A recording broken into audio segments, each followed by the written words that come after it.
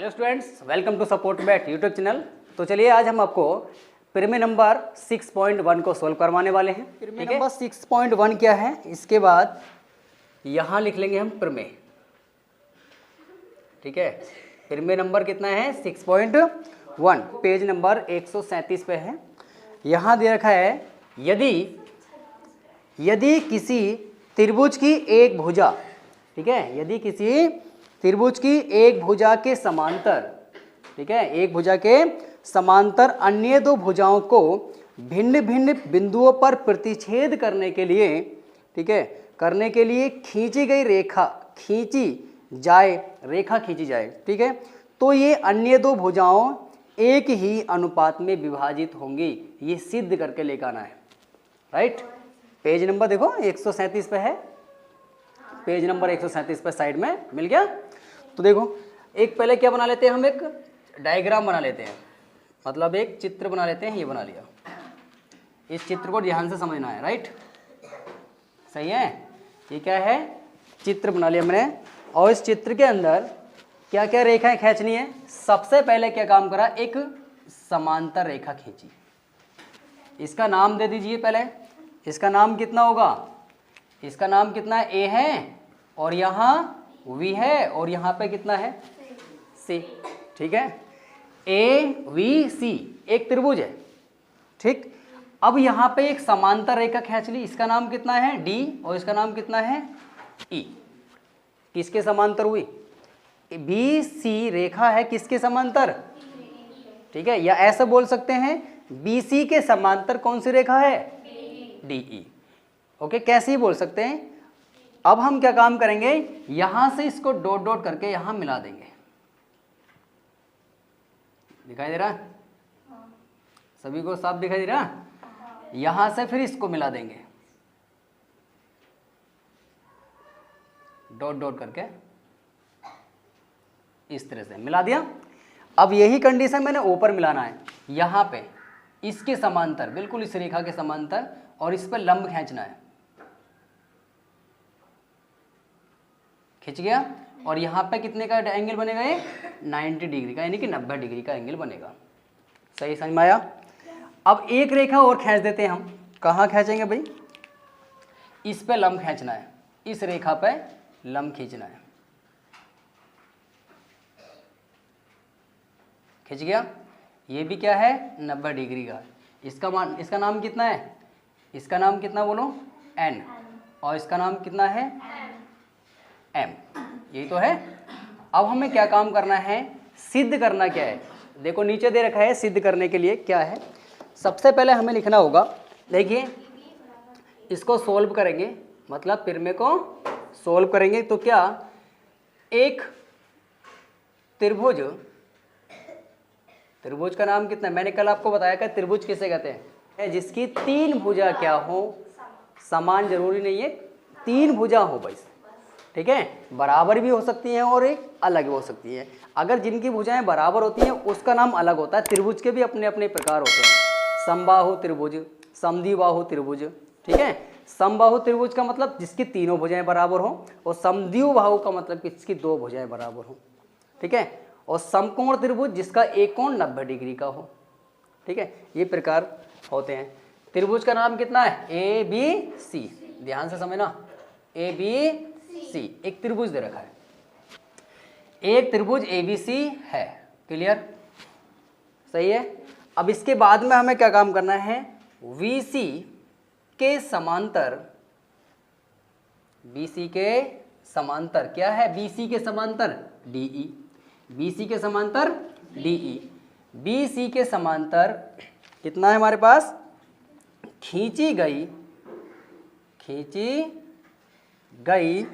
रेखा, खींची गई रेखा, रेखा का नाम कितना हमारे पास, AB कोमा AC को, ध्यान से देखो, AB AC को कहाँ काटती है, D और E पर काटती है, D कोमा E पर प्रतिच्छेद करती है। प्रतिच्छेद का मतलब होता है काटती है। या काट दिया, ऐसे लिख लो। बोलो यहाँ तक क्लियर हो गया। हमें सिद्ध क्या करना है, सिद्ध क्या करना है, सिद्ध करना है कि, बोलिए कितना, ए डी और upon D V equal A E upon E C, ये निकाल के लेकर आना है।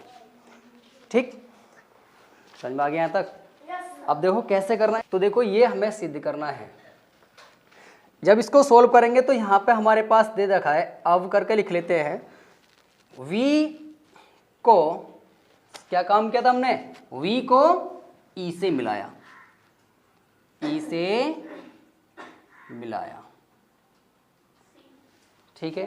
फिर क्या काम किया था, c को d से मिलाया, c को d से मिलाया, ये हमने क्या काम कर दी, मिलाया, रचना कर दी। अपने पास से काम किया था ना हमने, मिलाया, ठीक है।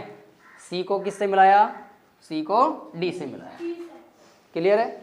अब इसी प्रकार से यहाँ पे लंब दे रखे हैं, देखिए कितना है, डी एम, डी एम कहाँ है, डी एम ये रहा, वो वाला डी एम नहीं है, तहसील वाला समझ लो, डी एम, ठीक है। ये किस पे लंब है, ए सी पर, ए लंब का निशान ऐसे लगाता है, तो कितना है बोलो, ए सी पर लंब है। इसका मतलब क्या हो गया, अगर बोलेंगे तो डी एम लंब है किस पर, ए सी पर।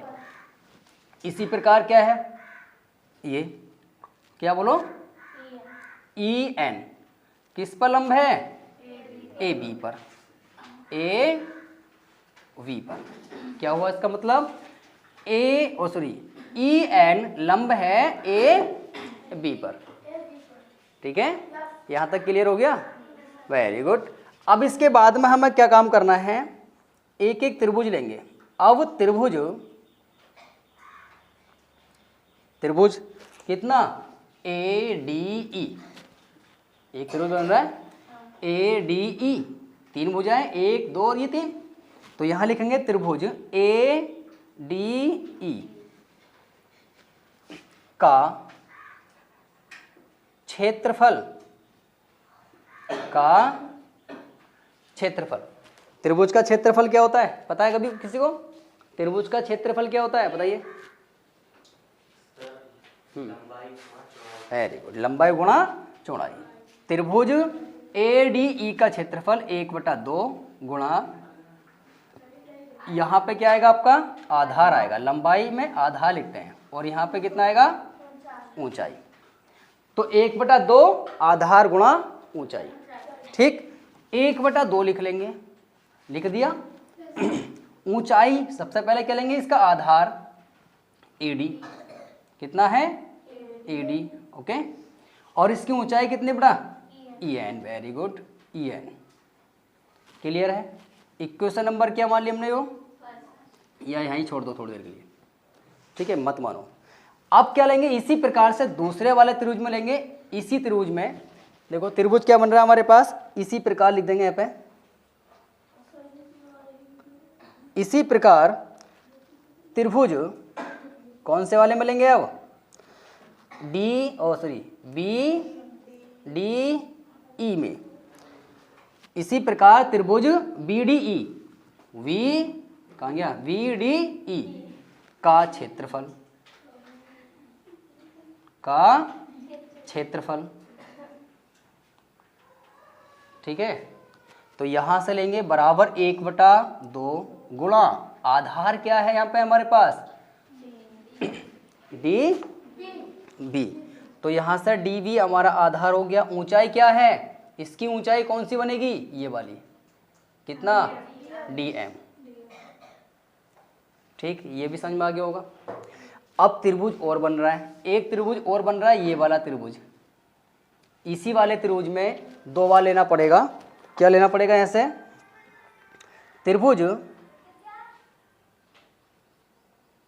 त्रिभुज ए डी ई का क्षेत्रफल बराबर, जैसे कि मैंने अभी ए डी ई ओ लिया था, तो 1/2 गुणा ADE, देखो ये वाली ऊंचाई सेम है ADE, तो आपके आधार क्या लेंगे हम, कितना लेंगे AE, AE गुणा ऊंचाई कितनी लेंगे DM, यहां तक भी समझ में आ गया। अब इसके बाद में दूसरा लेंगे हम कितना, अरे काय गिर गया भाई कितने त्रिभुज हो गए हमारे पास 3। अब लेंगे DEC में, DEC में, ठीक है।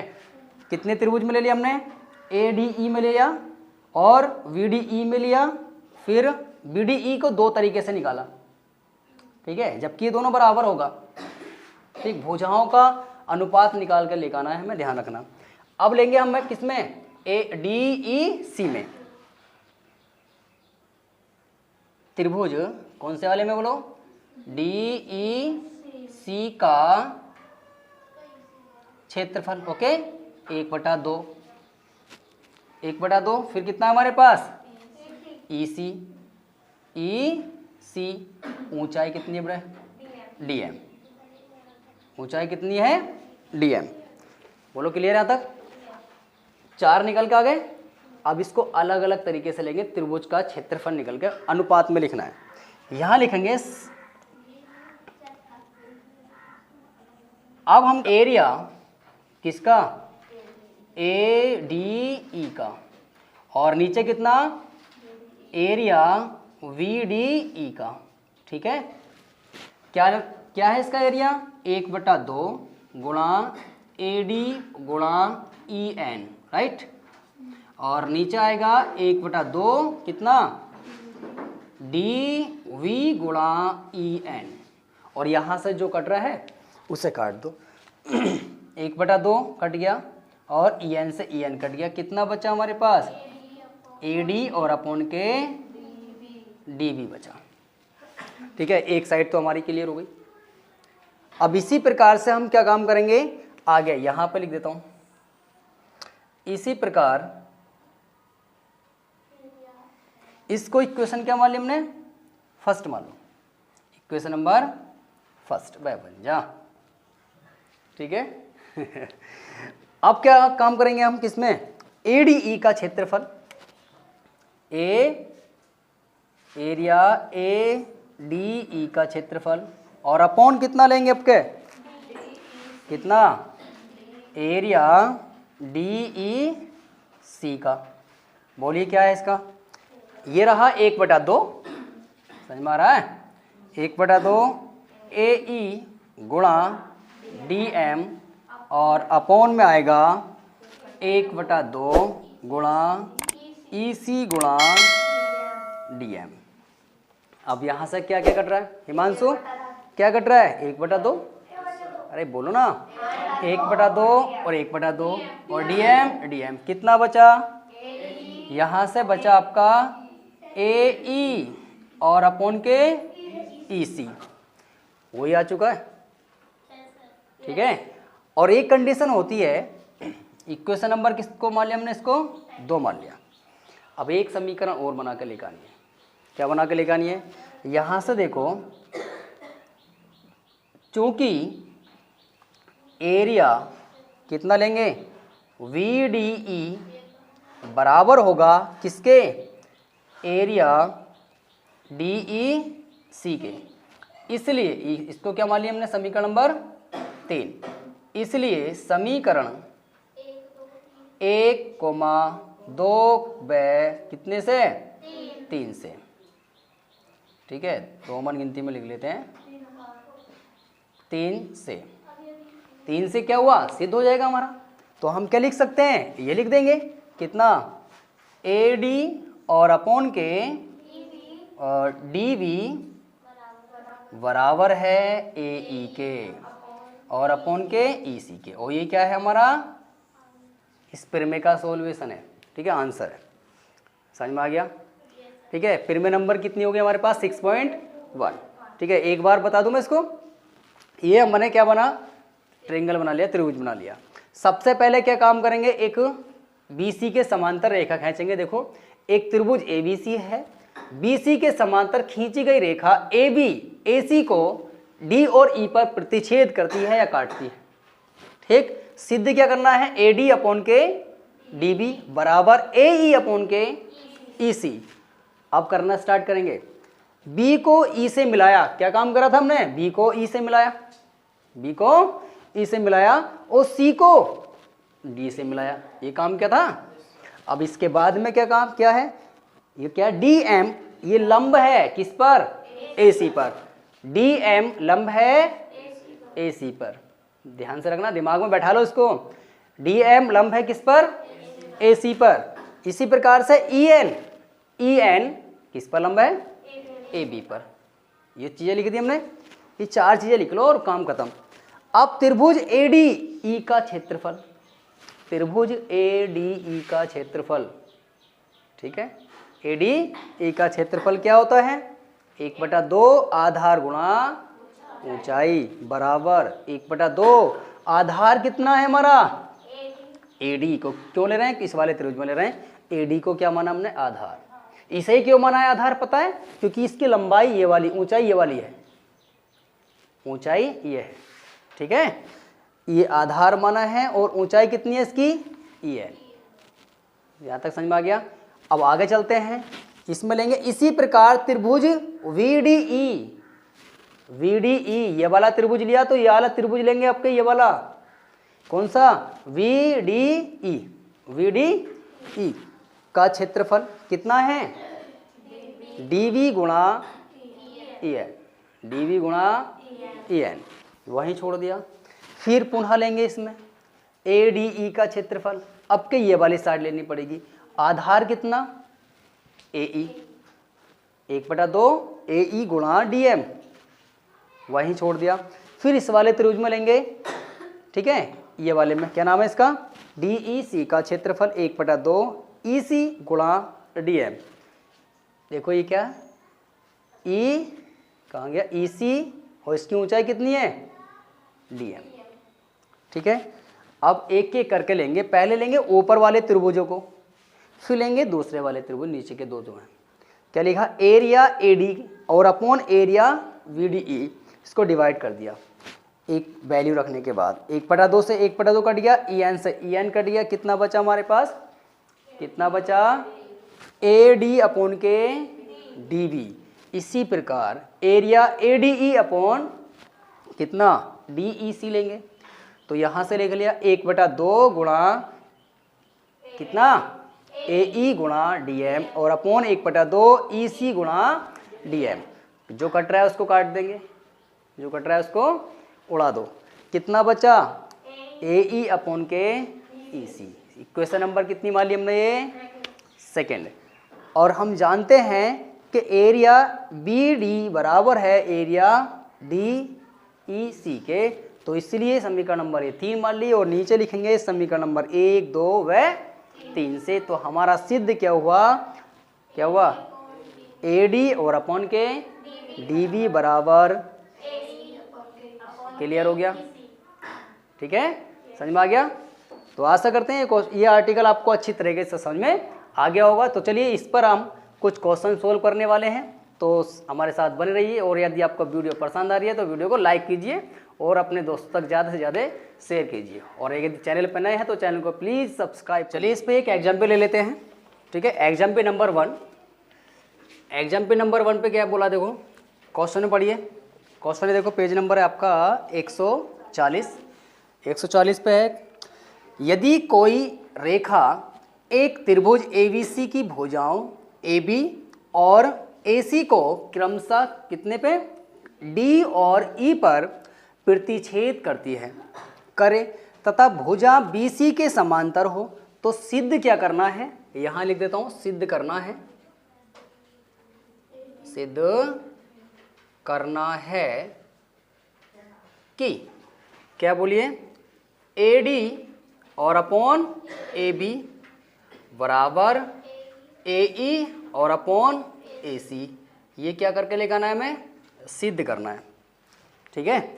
तो हम एक चित्र बना लेते हैं। ये बना त्रिभुज बना लिया, क्या बना लिया, त्रिभुज। इसका नाम A इसका v और इसका दे रखा है, और यहाँ से इसको काट दिया d, और ये कितना है e। ठीक है, यहाँ पे देखो क्या दे रखा है, हमें सिद्ध क्या करना है, AD, ध्यान दो, AD और अपॉन के कितना AB, इसी प्रकार से AE और अपॉन के AC। ठीक, यहाँ देखो सबसे पहले हमारे पास क्या दे रखा है, ये दे रखा है दिया है, यहाँ लिख लेंगे दिया है। क्या दिया है, क्या दिया है, यहाँ पे दिया है कि BC समांतर है किसके, DE के। समांतर किसे कहते हैं, समांतर किसे कहते हैं, पता है किसी को? जो दो रेखाएं एक दूसरे को किसी भी बिंदु पर प्रतिच्छेद ना करे उसे क्या कहते हैं, समांतर कहते हैं। मैंने बताया था लेकिन याद नहीं करोगे ना। चलिए, क्या है, BC समांतर है किस पर, ठीक है। अब प्रिमे नंबर, प्रिमे ले लेंगे, यहाँ से AD, यहाँ से AD और अपॉन DV, ठीक, बराबर AE अपॉन कितना, बोल दिया करो, EC।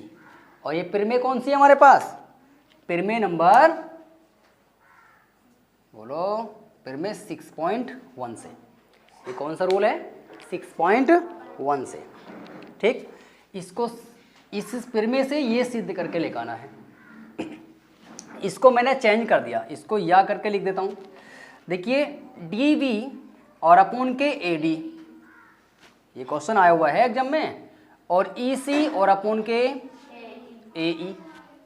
ठीक है, क्या लिख दिया, उल्टा कर दिया, इसका उल्टा, नीचे का ऊपर, ऊपर का नीचे कर दिया, और भी कुछ नहीं किया है।